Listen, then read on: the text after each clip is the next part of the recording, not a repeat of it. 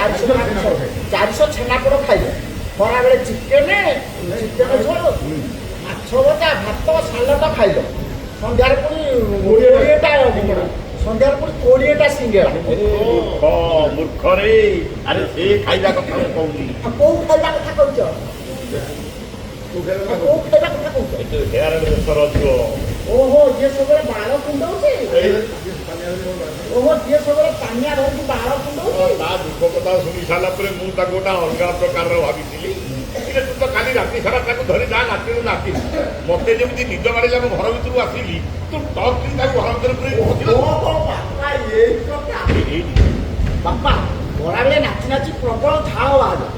ଆମେ ଯୋଉ ଏସି ଘରଟା ଭଡ଼ା ନେଇଥିଲୁ ତାରି ଭିତରେ ଥଣ୍ଡା ହବାକୁ ବସିବେ। ଏତେ ବଡ ପିଲା ହେଲେ ବାପାର ହାବ ଭାବଟା କଥା ତୁ ବୁଝିପାରୁନି। ତୋରି ଆଖି ଆଗରେ ମୁଁ ତାକୁ କୋଲ୍ଡ ଡ୍ରିଙ୍କସ ଦହି ନାଣ୍ଡି ବଗୁଲି ORS ପଛକୁ ପଛ ଖାଲି ଦେଇ ଚାଲିଛି। ୟାର କାରଣ କଣ ଖୋଜି ପାରୁନି। ଖୋଜି ପାଇଲୁନି ଭବିଷ୍ୟତରେ ଘୋଡ଼ା ଡିମ୍ବ ଓକିଲ ଆଉ ଓକିଲ ହେବି ଖାଲି ଆଲବମ୍ ତାର ମୋର ଖାଲି ଆଲବମ୍ ଆଲବମ୍ ପରେ ଆଲବମ୍ ଆଲବମ୍ ପରେ ଆଲବମ୍ ଆଲବମ୍ ପରେ ଆଲବମ୍ ଆଲବମ୍ ପରେ ଆଲବମ୍ ଆସିଗଲା ଆଶା ତମକୁ ପା କହିଥିଲି ତମକୁ ପା କହିଥିଲି ଲଗେଜ ଆଣିବାକୁ ସୁଟିଂ ସରିବା ଯାଏ ଆମ ଘରେ ତମକୁ ପା କହିଥିଲି ଲଗେଜ ଆଣିବାକୁ ସୁଟିଂ ସରିବା ଯାଏ ଆମରି ଘରେ ରହିବ।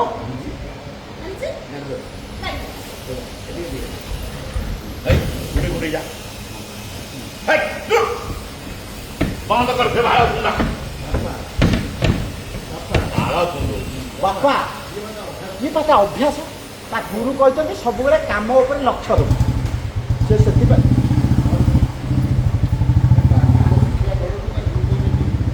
ନହେଲେ ବାଳ କୁଣ୍ଡେଇ ସିଏ ହେୟାର ଡ୍ରେସରଟି ବାପା ରାଗିବାର କାରଣ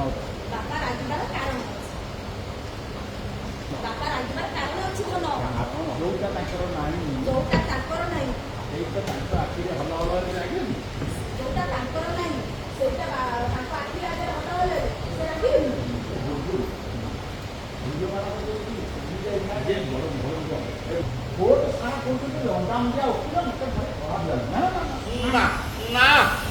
ଲଗେଇ ବୋଲି ଭାବିଥିଲି ଆଉ ଲଗେଇବି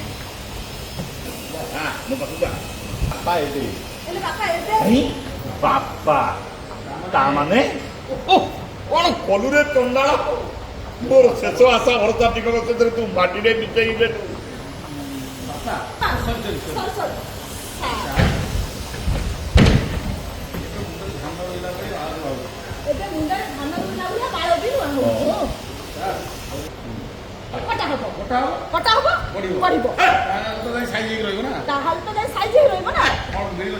କଣ ମିଳିବ ସେ ବାଳ ଲଗାରୁ ବରଂ ସମ୍ପୂର୍ଣ୍ଣ ନନ୍ଦା ହେଇଗଲେ ମନକୁ ଶାନ୍ତି ମିଳିବ ବୁଝିଲ ବୁଝିଲ